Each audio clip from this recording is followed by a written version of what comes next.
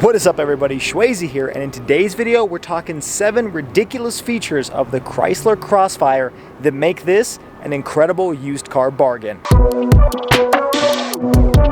Now, before we dive into today's video, I do want to extend a huge thank you to Exclusive Cars of South Salt Lake City, Utah for giving me the opportunity to review this Chrysler Crossfire for you all today. If you guys are in the market for a gently used vehicle, make sure you check out their inventory. I'm going to put their information down in the description below. Let them know that SchwayZ sent you. Okay, so first and foremost, the first crazy, cool, ridiculous feature of the Chrysler Crossfire is the fact that this vehicle is based on the first generation Mercedes SLK. That one was produced from 1995 to 2004, and this one came out at the tail end of that in 2004, and it came in a variety of different body styles and engine options. Now, this was actually the very first car that came out of the merger between Daimler, which is Mercedes, and Chrysler back in 1998, and because of that, this vehicle pretty much top to bottom is entirely German made. That means even though you think you're buying an American car being a Chrysler, you're actually buying a German vehicle. And all of that is evidenced by the fact that not only is your key straight out of a Mercedes from this era,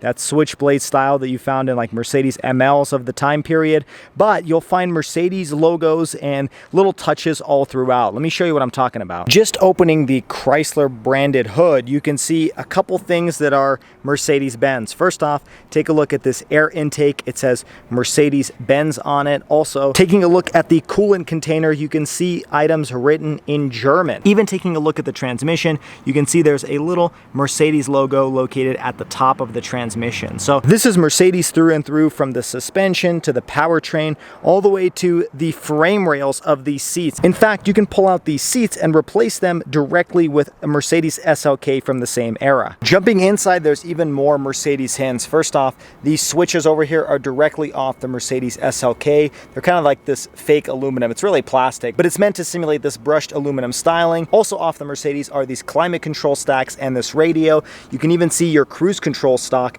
is directly off of a 2000s era Mercedes, and your light controls located over here are also exactly the same as a Mercedes product. So even though you're paying Chrysler money, you're essentially getting a Mercedes on the inside. But there's definitely benefits to having this thing share a Mercedes platform. For one, this door sounds very solid. It sounds like a tank. Nothing in comparison to like a Chrysler product from the mid 2000s. Also, opening and closing up the trunk, take a listen.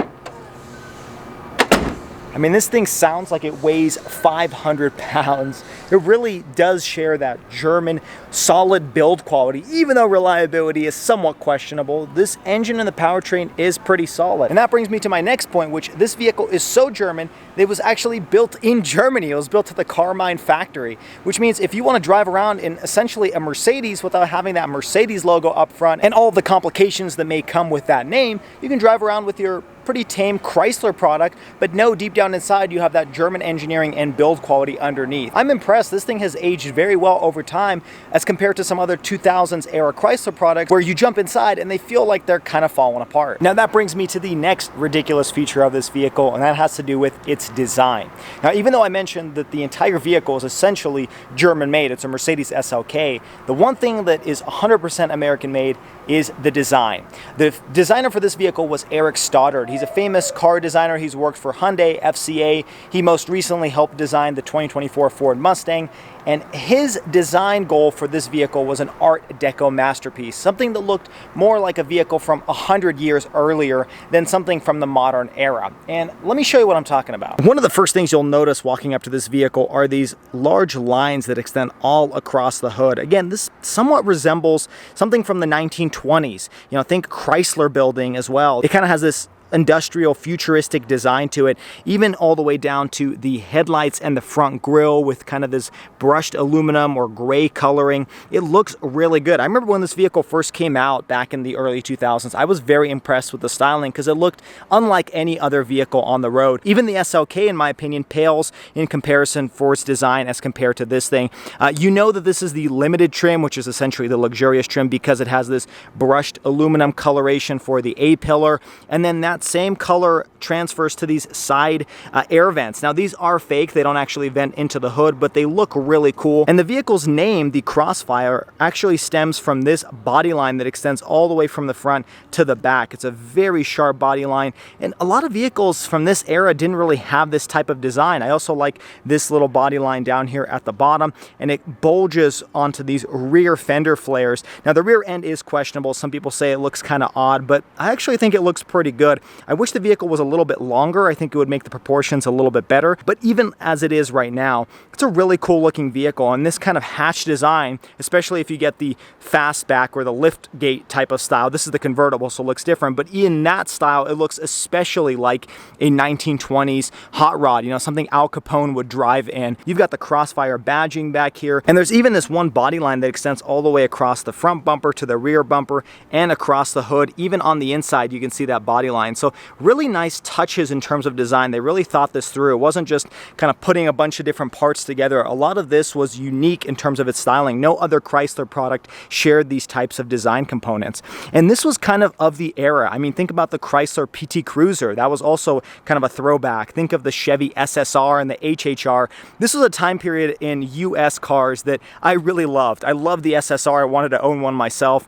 And this was another example of that. It was kind of a retro modern. In fact, even the Ford Mustang was starting to look more like the 1960s Mustang. It was a period in time where design was meant to look modern but throwback, and I think this design was one successful example of that. The last item to note about the design of the Chrysler Crossfire is it very closely matches the concept car that came out in 2001. The design of the production vehicle is one of the closest to the concept car of really any other modern vehicle. Now, in regards to the interior design, I gotta say it's really not that bad. I've heard a lot of people complain about the fact that this has a lot of, you know, cheap plastics and whatnot, but that was a sign of the times. Everything had cheap plastics regardless of what car you were getting. And I gotta say, some of this stuff is actually soft touch plastic. So it's like this rubberized injection molded material, which is not something you find on even modern cars today when it comes to affordable, cheap cars on the market. This is all kind of the same leather wrapped or fake leather wrapped material. You still have soft touch materials over here where you're resting your elbow. Even your dashboard has the same injection molded plastic, which has lasted pretty well after 20 years. And yes, this is all plastic material that's made to imitate aluminum, but it really has held up fine over the years. I don't see any type of wear marks. There's no buttons that have faded. Everything's in pretty good shape. The only complaint I really have is that this is a hard touch plastic material where you're resting your elbow, but other than that, the interior is more impressive than a lot of people lead off with. I also particularly like these contrast color with the black and the tan interior. Makes it look very nice and airy on the inside. And honestly, I'm impressed with the interior of this vehicle considering it is 20 years old. Now, the next ridiculous feature has to do with the sporty bits that they engineered into this vehicle when they really didn't need to considering the powertrain. Let me show you what I mean. First is the fact that this vehicle came with a center-mounted dual exhaust.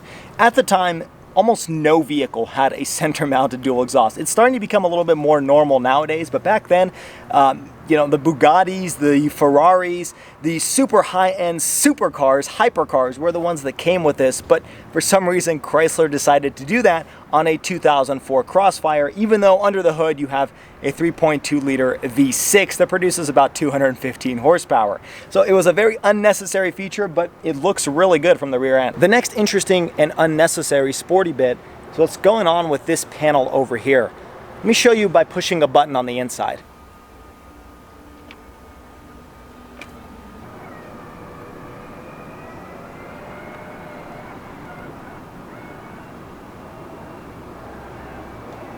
Now, why a 215 horsepower Chrysler needs a retractable rear wing is beyond me, but it is a really cool feature. This feature is usually reserved for hypercars to add a lot of downforce when they're going on the track to be able to maximize their top speed and get the best track times. I don't think anybody really expects the Chrysler Crossfire to get the best track times, but it is a nice added feature that is supposed to add a little bit of downforce. Now, my understanding is it automatically opens up when you're above 60, 65 miles per hour, and it'll lower back down at 45, but it's really more of an accessory than it is for sportiness. Now, the other strange sporty bit that Chrysler decided to include on every single Crossfire is the staggered wheel setup.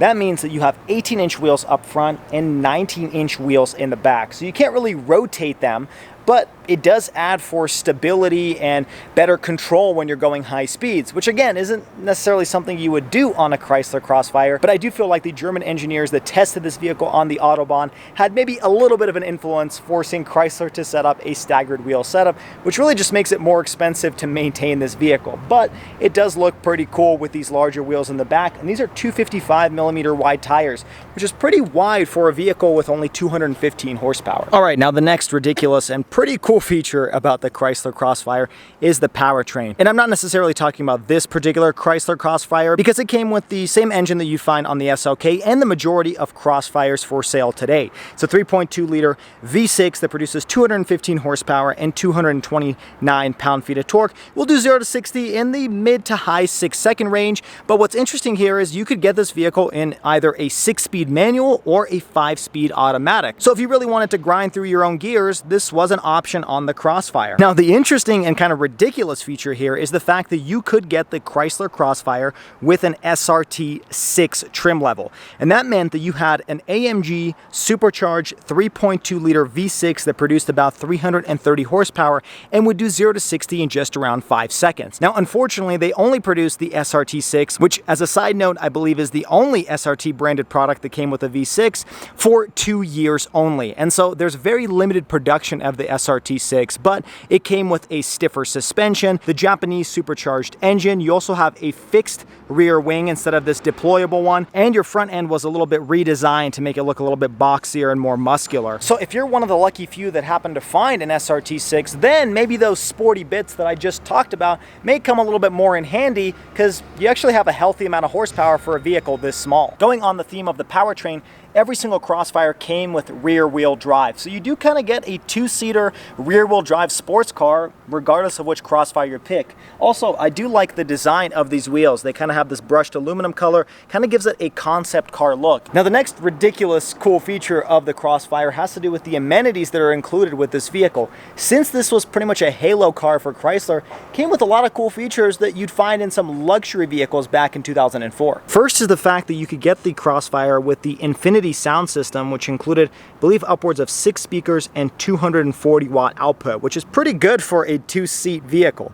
Next up, you did get leather seats on the limited trim level, and they were power operated as well. But wait, there's more. You also got heated functionality in the front seats, 2-stage heating, which is not a very common feature back in 2004 for a Chrysler product. You also still have automatic window controls, automatic mirrors, and you've even got a cup holder. Now, I'm not quite sure how you could fit a round cup inside of this thing. It's going to be a little bit hard, and this is clearly not something they prioritized, but you do have one cup holder inside of the Crossfire for you and your passenger. Next up, you also had a HomeLink system built into the roof of the car, and in typical German fashion, you had a cigarette lighter and a little removable ashtray. And if you chose the convertible model, you do have a soft top electronically powered convertible roof.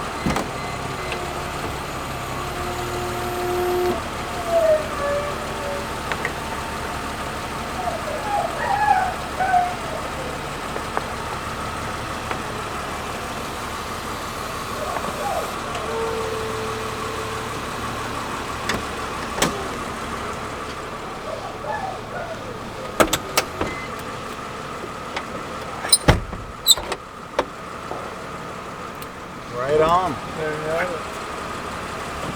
Now, the next ridiculously insane feature or fact about this vehicle was the starting price.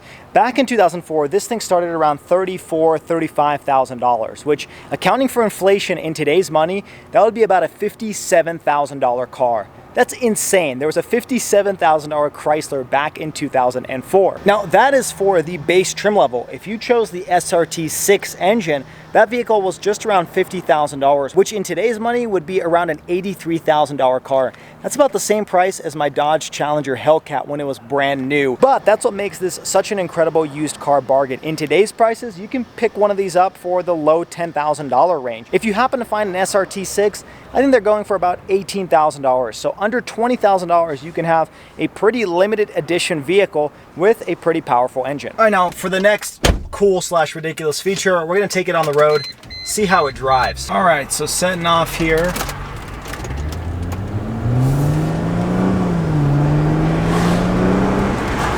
You know, it's actually pretty quick. Like, I can't say it's fast, but it's a fun amount of power. You know, hearing people talking about the performance of this car made it sound like it was underpowered, and I don't think it's underpowered at all. It's a great amount of power for this thing, especially as just a fun two-door kind of sports coupe. This thing's plenty fun. It's very easy to toss around because the turning radius is so small, the wheelbase is so small. And it doesn't sound too bad either. I mean, considering this is just a 3.2 liter V6, I'm curious to hear what the SRT6 would sound like. But it's a very smooth engine and transmission. The powertrain just kind of glides. And that brings me to the next ridiculous point, is the fact that this car is a huge bang for your buck, and it's a very limited production vehicle.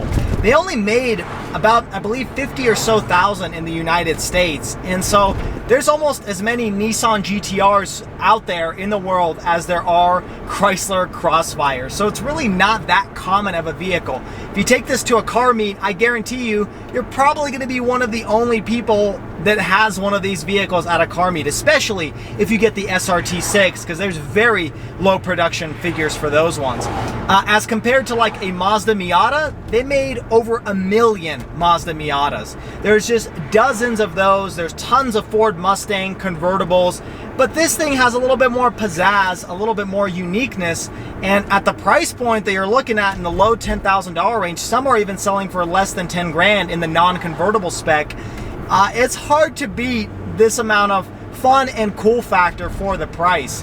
And, you know, in terms of suspension, this thing being 20 years old, it's actually not that rough. Yes, I can hear some creaks as I'm going into, you know, parking lots and whatnot, but this is a convertible, so already you're gonna have a little bit less structural rigidity. But in terms of just taking this as like a daily cruiser, it's perfectly comfortable. It's more comfortable than some new cars I've reviewed. And again, this suspension is 20 years old. So very impressed with kind of the full package here. At the original starting price that they sold this vehicle for, I think it was a little bit steep. But at the current prices you can get one of these, this thing is really fun. And I definitely think it's worth considering if you're looking for a two-door sports coupe. Well, there you have it, folks. That finishes off the 7 ridiculous fun facts and features of the Chrysler Crossfire. Personally, I'm impressed with it. It's better than I thought it would be. It feels so solid when you get inside the vehicle. It doesn't feel like a 20-year-old car. I think they built this really well. I think that has to do with the fact that this is built on a German platform. I don't think Chrysler vehicles, even from 10 years ago, have the same solid feel that this vehicle has. It really was an impressive flagship vehicle at the time, and it's unfortunate they didn't sell very many. I think part of that reason is the Great Recession. It really hit their sales, and they kind of had to reprioritize. Also, the company just wasn't doing well overall. They had a lot of debt. So if you guys are in the market for a two-door sports coupe that happens to have a convertible option, I think the Crossfire should definitely be on your shopping list. It's very unique. It's going to turn a lot of heads. And for those of you that kind of have nostalgia over the 2000s vehicles like this, like the SSR, it's going to fill that need for you. But what are your thoughts on the Chrysler Crossfire? Would you take this over, say, a Mazda Miata or even a Mercedes SLK? Let me know down in the comments below. If you guys enjoyed this video, hit that like button and subscribe to the channel for all of the weekly videos. If you guys are interested in this particular vehicle, it is currently for sale at Exclusive Cars at the time of filming this video, but I don't know how long it's going to last because there's just not that very many of them out there. Also, check me out on all the social media at SchwayZ_. Until next time, everybody, I hope you stay SchwayZ, stay healthy, have a wonderful day.